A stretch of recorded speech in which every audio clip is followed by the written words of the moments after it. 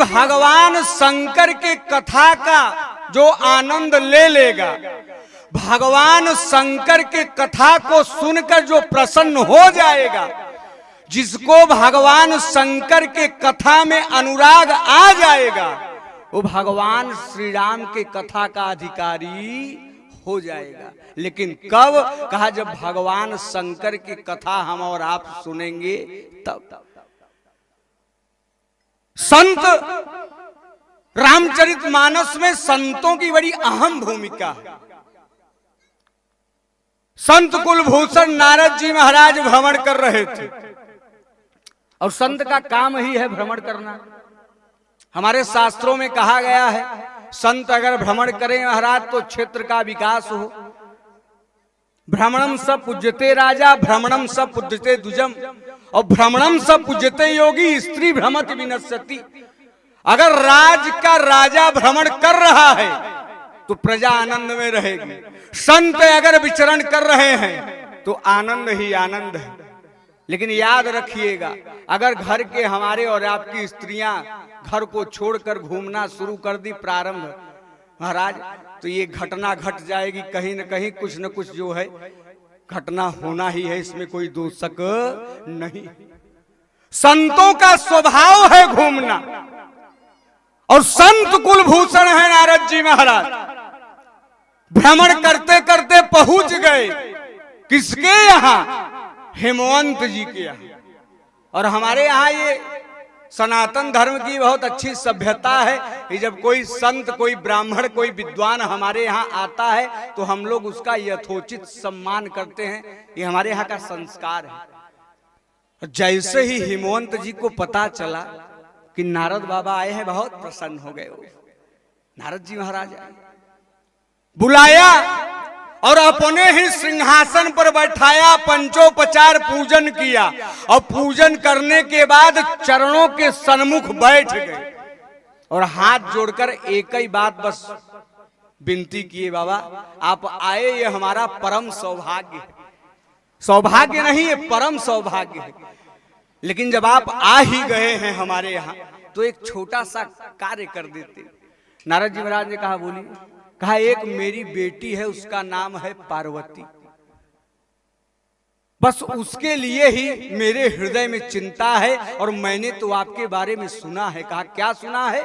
बोले, त्रिकालज्ञ सर्वज्ञ तुम्हारा, और गति सर्वत्र तुम्हारी, और कहूं सुता के दो सगुणा, मुनिवर हृदय विचारी।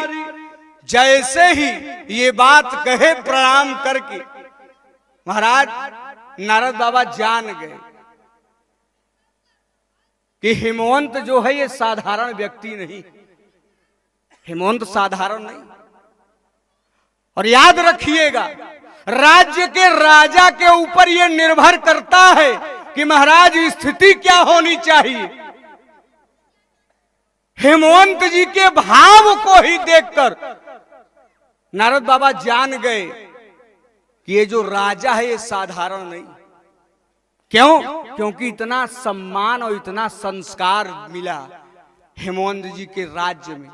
और जब सम्मान और संस्कार किसी ब्राह्मण को कहीं मिल जाता है ना, तो महाराज भोजन मिले चाहे न मिले, लेकिन अगर ब्राह्मण कहीं जा रहा है उसको अगर आप प्रणाम कर लेंगे ना, तो प्रणाम करने से ही वो आपको इतना आशीर्वाद दे देगा, कहना नहीं, भोजन की आवश्यकता नहीं, प्रणाम करने से। ये महत्व है प्रणाम करने का। बैठ गए हिमवंत जी महाराज चरणों में नारद जी महाराज के। कहा, मैंने आपके बारे में सुना है, आप त्रिकालज्ञ हैं, आप सर्वज्ञ हैं। मेरी एक बेटी है पार्वती, जरा उसके भविष्य को आप देखें कि इसका भविष्य कैसा होगा।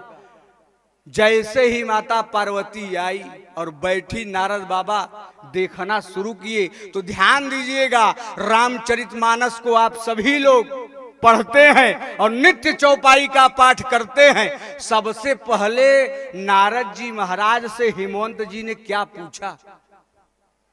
गुण को नहीं पूछा।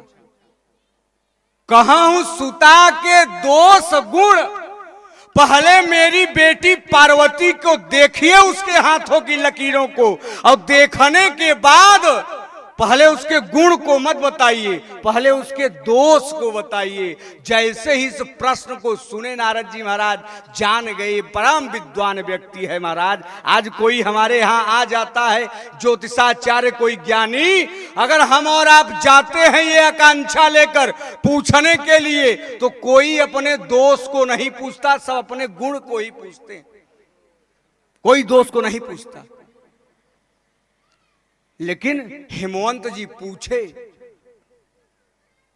पहले दोष को पूछे और बाद में गुण को पूछे। और नारद जी महाराज पहले दोष को नहीं बताए, पहले गुण को ही बताए। कहा महाराज धन्य है आपकी ये बेटी, साधारण नहीं है। कहा कैसी है?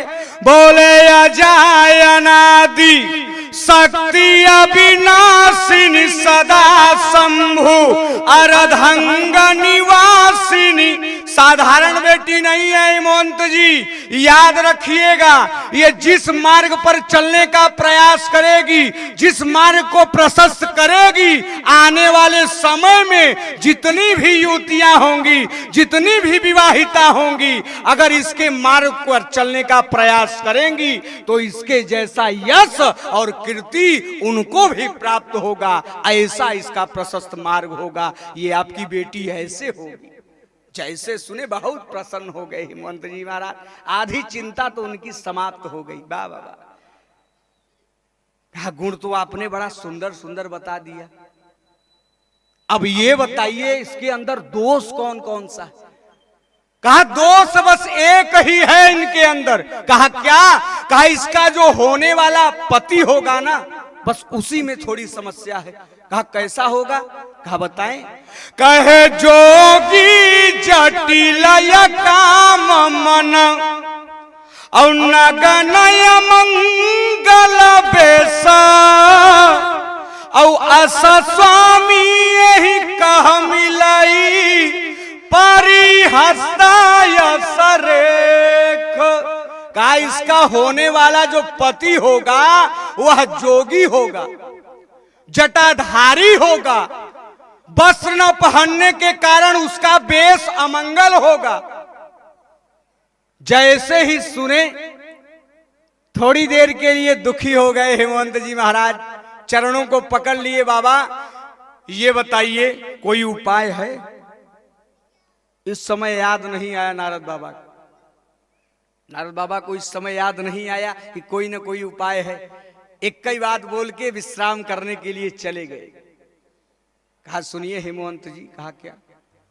बोले कहा मुनीस हिमवंत सुनु और जो विधि लिखा लीलार और देवतनुज नर नाग मुनि कौन में तनहार। कहा जो लिखा है वो प्राप्त होगा, लेकिन इस समय नारद जी महाराज को याद नहीं आया कि लिखे को मिटाने वाले भी एक व्यक्ति हैं। काफी दूर से यात्रा करके आए थे नारद बाबा। हिमवंत जी प्रणाम आशीर्वाद किए, कहे महाराज अब आप विश्राम करने के लिए चले जाइए। कहा विश्राम करने के लिए? कहा अभी आपकी विदाई नहीं होगी, विदाई आपकी कल होगी और आप स्नान करके भोजन प्रसाद करके कल आप विदा होकर जाइएगा। इधर जो है हेमंत जी महाराज विश्राम करने के लिए चले गए। इधर जैसे ही हेमंत जी महाराज विश्राम करने के लिए गए अपने कमरे में, अर्धरात्रि की विश्राम की निश्चिंत वेला हुई।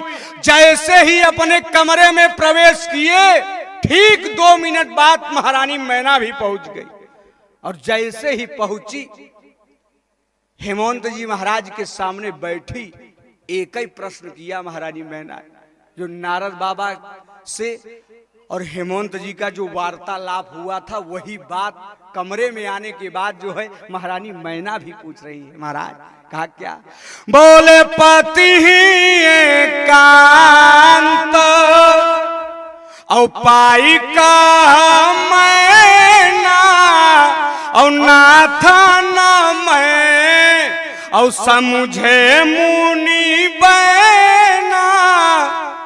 नारद बाबा हाथों की लकीरों को देखे पार्वती के, और देखने के बाद क्या क्या बताएं मुझे समझ में नहीं आया।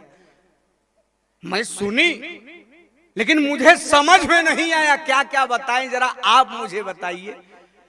हेमंत जी ने सारी बातों को बता दिया। कहा महारानी सब कुछ अच्छा रहेगा, बस एक ही समस्या है। कहा क्या? कहा इनका जो होने वाला पति है ना वह जोगी होगा, जटाधारी होगा, वस्त्र न पहनने के कारण उसका वेश अमंगल होगा। जैसे ही ये बात सुनी महारानी मैना पूछ बैठी, महाराज क्या जिस प्रकार के वर की चर्चा नारद जी महाराज ने आपके सामने किया, क्या ऐसे वर के साथ आप अपनी बेटी का विवाह कर देना चाहेंगे? जैसे वर नारद जी ने बताया है। हेमंत जी ने कहा मतलब? कहा ये मत समझिएगा कि मैं आपको समझा रही हूं, मैं आपको उपदेश दे रही हूं। मैं आपकी पत्नी हूं और मेरा आपके ऊपर समान अधिकार है बताने का। याद रखिएगा महाराज, बेटी का विवाह बड़े सोच विचार करके कीजिएगा, बहुत सोच विचार करके कीजिएगा। कहा क्यों? कहा कोई भी व्यापार, कोई भी काम अगर आप करेंगे, अगर आपको उसमें घाटा हो गया तो उस घाटा को झेलने का सामर्थ्य आपके अंदर हो सकता है। आप उसको झेल सकते हैं, आप उसको बर्दाश्त कर सकते हैं। लेकिन याद रखिएगा बंधु, अगर बेटी के विवाह में कहीं आप घाटा खा गए ना तो जीवन भर आपको बर्दाश्त नहीं होगा। मान लीजिए कुछ विचार नहीं किया और बेटी का विवाह कर दिया। बेटी गई, 6 महीने बाद लौट कर घर आई और अपने पिता के सामने अपने घर के दहलीज पर खड़ी होकर अपने पिता से ही प्रश्न कर दे, पिताजी क्या देखा है आपने जो मेरा विवाह उसके साथ कर दिया? क्या देखा? याद रखिएगा, जिस दिन कोई बेटी अपने पिता के सामने ऐसा प्रश्न खड़ी कर देगी, उस पिता का जो कलेजा है वो फट जाएगा। कहा जुड़ेगा कब? कहा जब तक जिंदा है तब तक जुड़ने वाला नहीं है महाराज, चिता पर चला जाएगा तभी ही जुड़ेगा, इसके पहले जुड़ने वाला नहीं है। इसलिए महाराज बोले सोई विचारी पति करे हूँ विवाह और जही न बहोरी होई उरदाहु।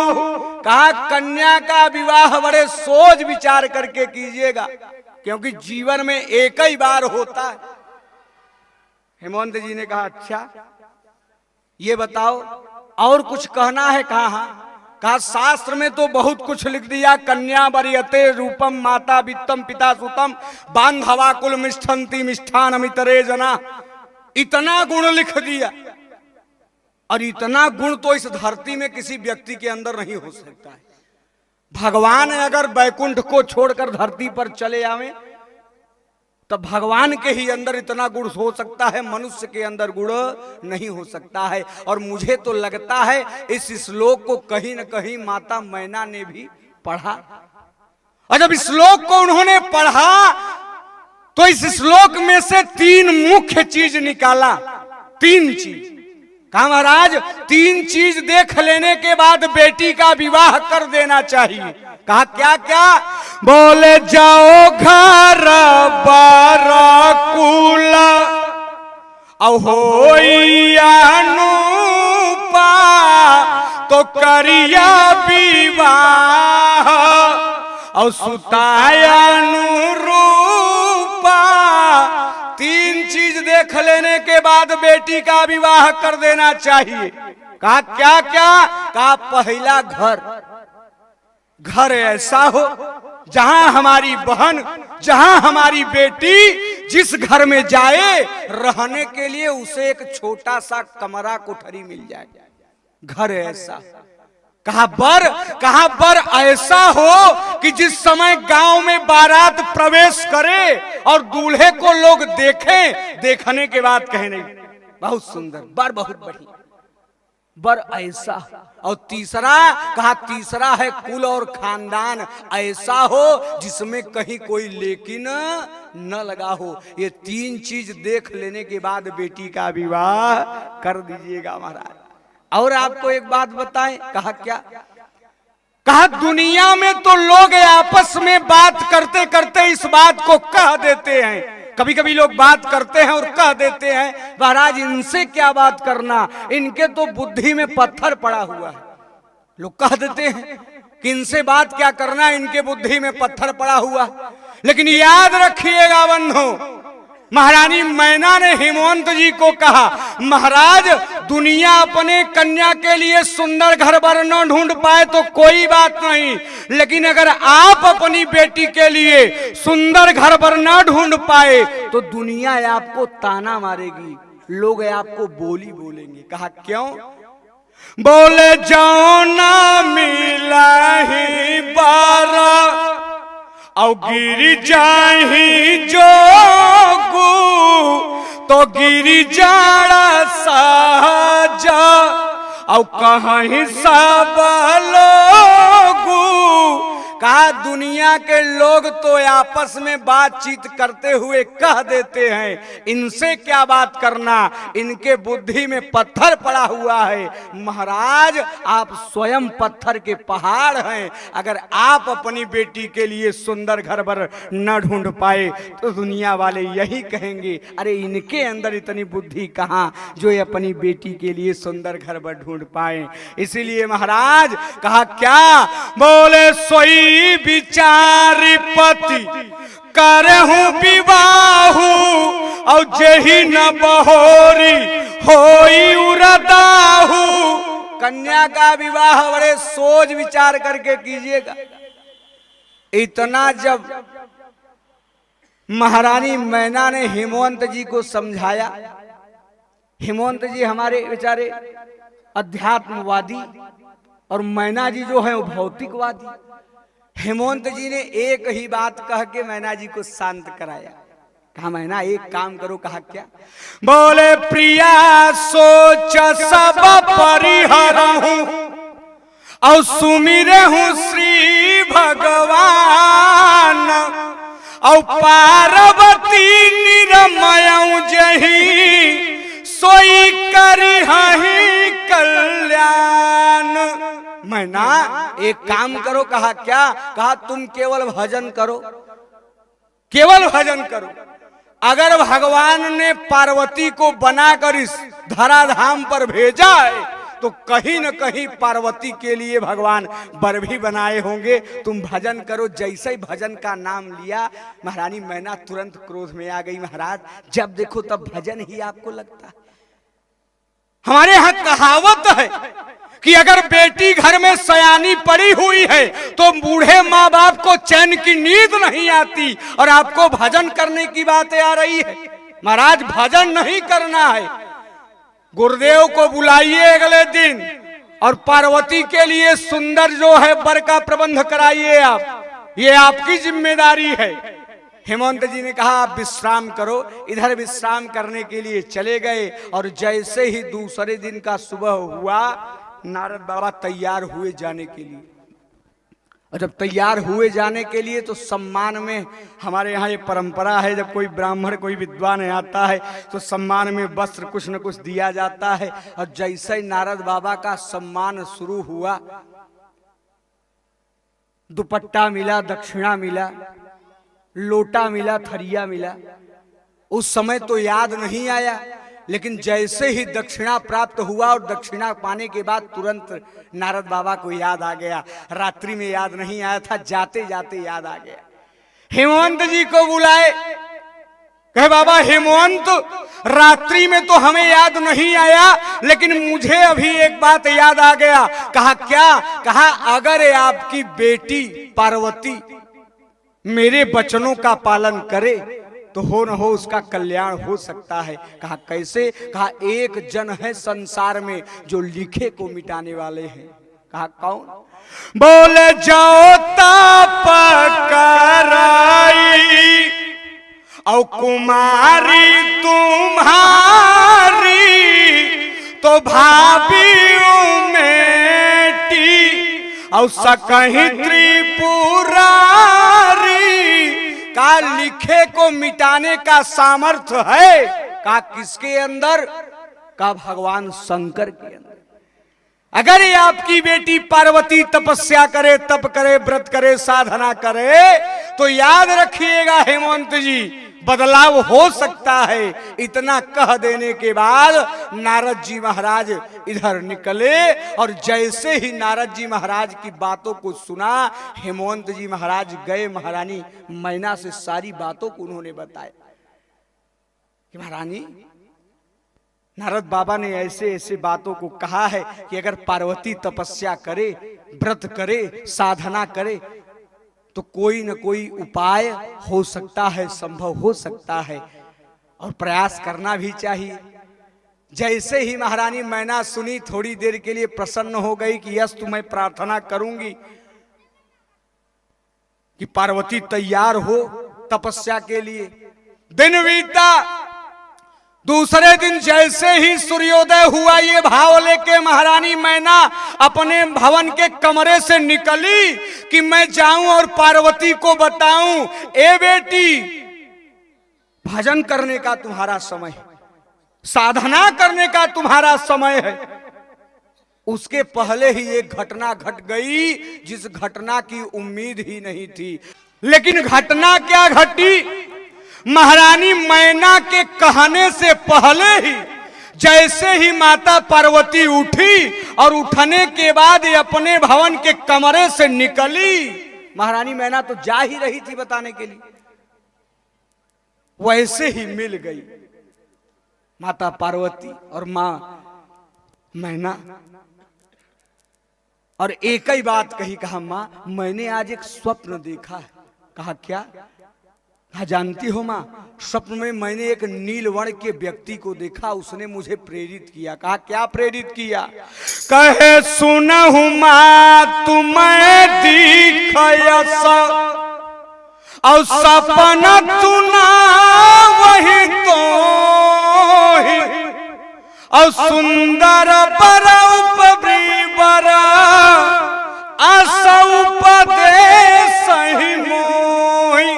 कहा मां मैंने आज एक स्वप्न देखा और स्वप्न में कोई एक नीलवर्ण का व्यक्ति मुझे ये प्रेरित कर रहा है, कह रहा है पार्वती तुम्हारी ये साधना करने का समय है, तुम्हारा ये व्रत करने का समय है। मां मैंने आज एक ऐसा स्वप्न देखा। जैसे ही इस वाक्य को सुना, माता मैना आश्चर्य में हो गई कि हमारे हृदय की बात जो मैं कहने आई थी पार्वती से, मेरे हृदय की बात इसके मुख पे आ गई। तो कहीं न कहीं परमात्मा की कृपा है और कृपा अवश्य ही बनती रहती है। आइए दो बार भगवान का नाम वाणी को विराम।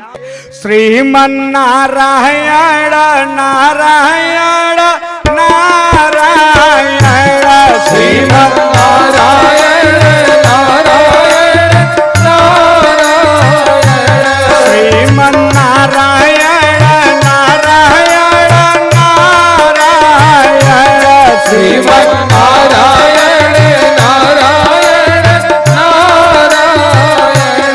बोलो नारायण नारायण नारायण, बोलो नारायण नारायण नारायण, श्रीमन नारायण नारायण नारायण, श्रीमन नारायण नारायण नारायण, श्रीमन नारायण नारायण नारायण, श्रीमन नारायण नारायण नारायण। बोलिए राघवेंद्र सरकार की जय हो, सत्य सनातन धर्म की जय हो।